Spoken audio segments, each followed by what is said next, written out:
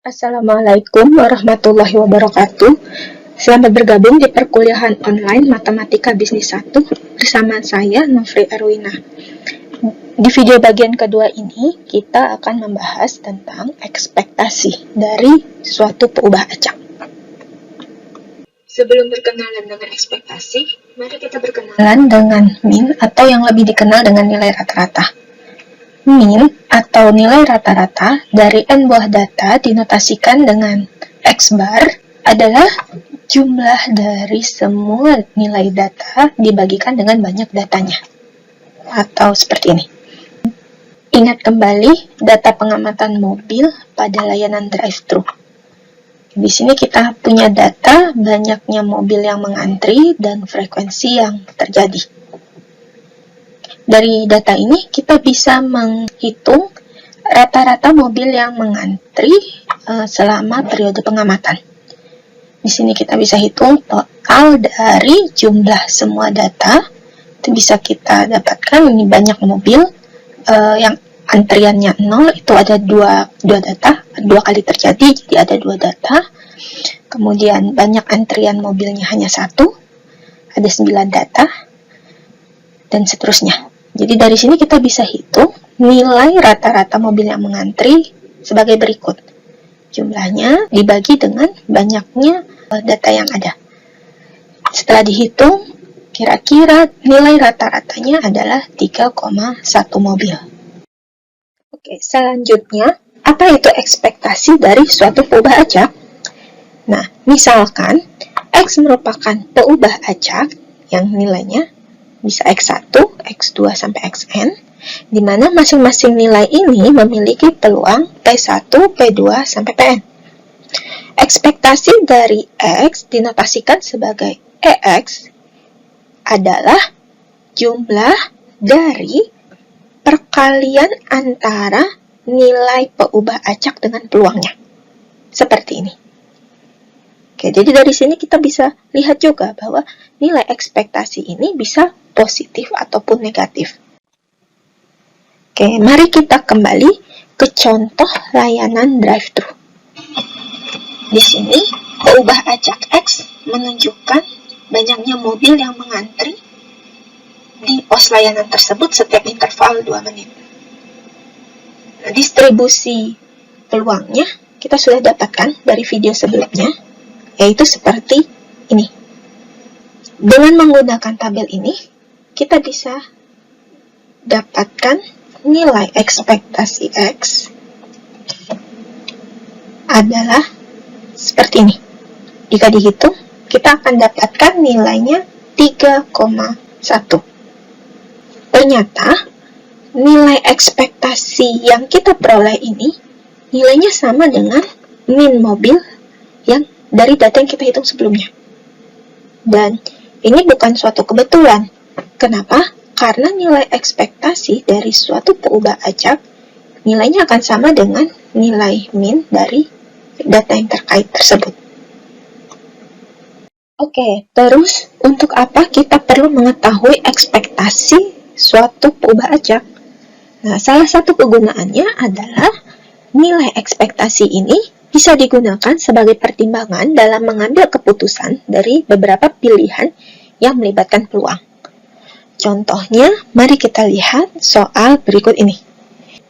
Jadi di sini ada satu perusahaan yang berencana membeli satu dari 2 penginapan yang sedang dijual, yaitu penginapan Regina Inn dan Merlin Motor Lodge. Nah, Regina Inn ini memiliki 52 kamar. Dan yang Merlin Motor memiliki 60 kamar. Jadi kamarnya lebih banyak yang Merlin. Nah, kemudian di sini juga didapatkan data tingkat hunian dari masing-masing penginapan beserta peluang terjadinya. Jadi yang di tabel sebelah kiri ini data untuk Regina Inn dan di sebelah kanan data untuk penginapan Merlin Motor. Kemudian diketahui juga bahwa setiap kamar yang terisi Regina Inn akan memberikan profit $40. Sementara yang Merlin Motor akan memberikan profit sebesar $36. Jadi kalau dari segi profit, Regina Inn lebih unggul. kalau dari segi banyak kamar, Merlin yang lebih unggul. Nah, dari data yang diberikan di sini, tentukan rata-rata kamar yang terisi pada periode tersebut. Jadi di sini data yang diberikan adalah data dari musim libur. Kemudian dari dua penginapan ini, yang mana sebaiknya yang dibeli? Oke, jadi kita lihat dulu data dari kedua penginapan itu. Jadi ini tadi data tingkat hunian dari Regina Inn, yang bawah tingkat hunian dari Merlin Motor. Oke, kita tinjau dulu untuk penginapan Regina Inn. Ya, di sini kita misalkan X adalah tingkat hunian dari Regina Inn. Berdasarkan data dari tabel yang di atas yang pertama ini, nilai ekspektasi dari tingkat hunian Regina Inn adalah 0,88. Jadi kalau misalkan Regina Inn memiliki 52 kamar, maka rata-rata kamar yang terisi adalah 46,1 kamar. Oke, kemudian kita lihat juga untuk penginapan yang kedua, yaitu Merlin Motor. Di sini kita menggunakan notasi Y. Dengan melihat data dari tabel kedua ini, kita akan dapatkan ekspektasi Y. Setelah dihitung, kita dapat nilai ekspektasi tingkat huniannya adalah 0,8241.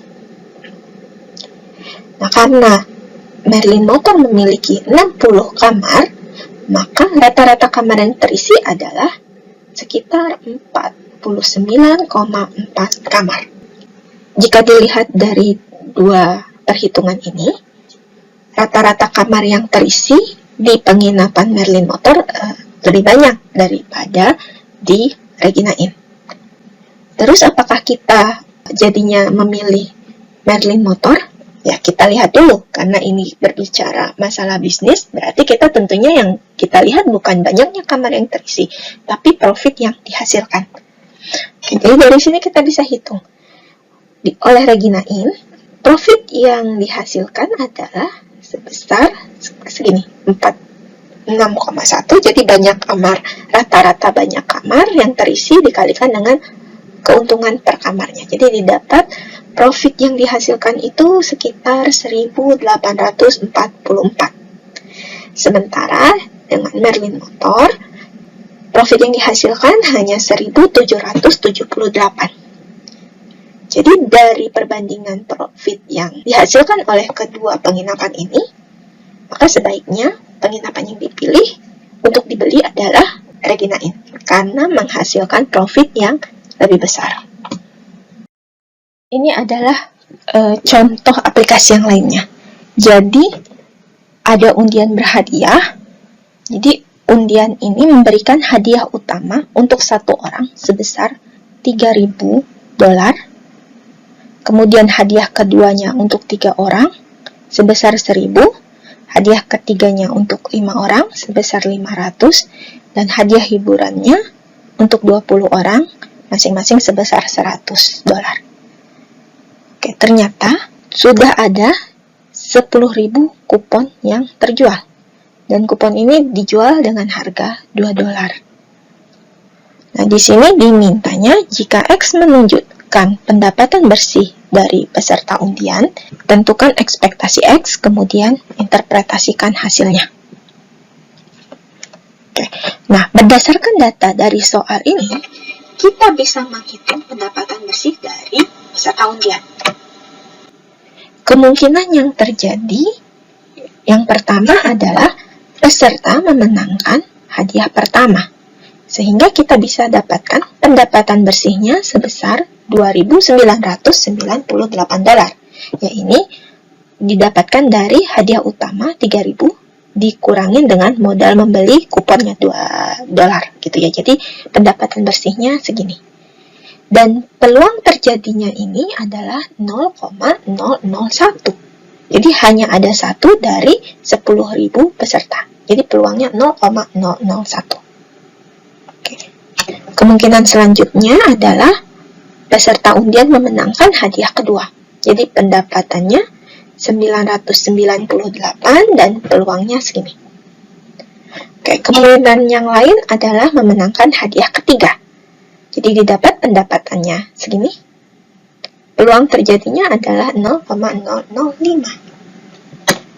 Oke, kemudian pemenang hadiah hiburan juga masih mendapatkan pendapatan bersih sebesar $98 dan peluang terjadinya adalah segini. Nah, sisanya tidak akan mendapatkan hadiah apa-apa karena tidak terpilih, sehingga peserta tersebut akan mengalami kerugian sebesar $2. Nah, kejadian ini peluangnya cukup besar, 0,9971. Informasi tadi bisa kita sajikan dalam bentuk tabel. Yang pertama kita misalkan dulu, X itu merupakan pendapatan bersih peserta undian. Jadi nilai X bisa -2 kalau pesertanya tidak menang sama sekali. 98 pemenang hadiah hiburan, 498 pemenang hadiah ketiga, dan seterusnya. Dan ini adalah masing-masing peluangnya.